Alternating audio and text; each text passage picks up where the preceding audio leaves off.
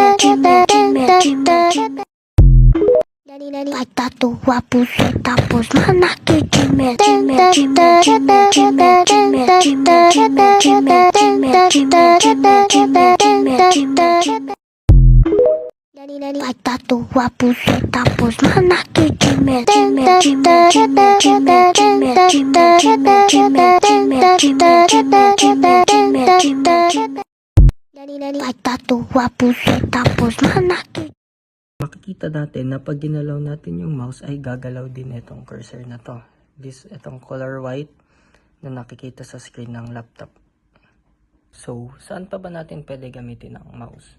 Pwede natin gamitin ang mouse sa paglalaro ng online games like FPS like Valorant, Counter-Strike, Call of Duty at iba pa.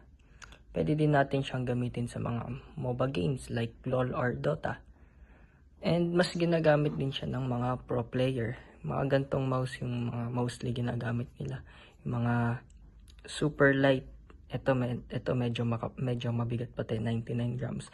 Pero yung mga pro player, ginagamit nila mga nasa 20 grams, 50 grams, something like that.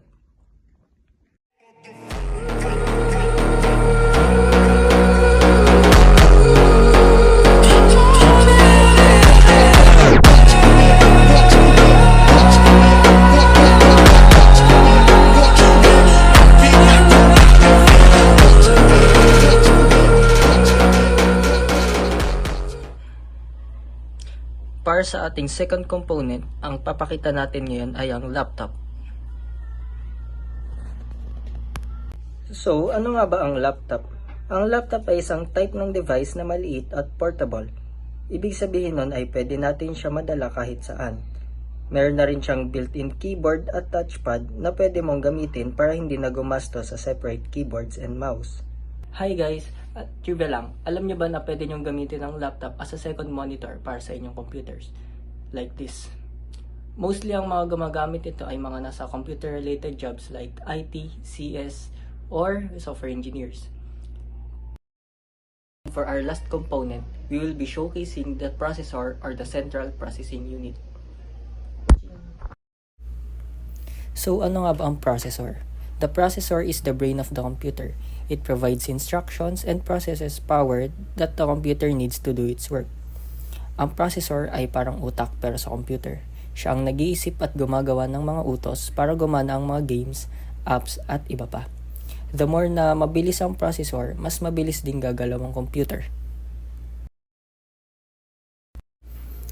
Now, paano nga ba siya nag-interact sa ibang mga components like storage and memory card? Kapag may gusto kang gawin like playing games or mag-open ng apps, ang processor ang nagsasabi sa ibang mga components kung ano ang dapat nilang gawin. Para silang nagti-teamwork ng ibang mga components para mapagana or mapatakbo nila ang gusto mong gawin.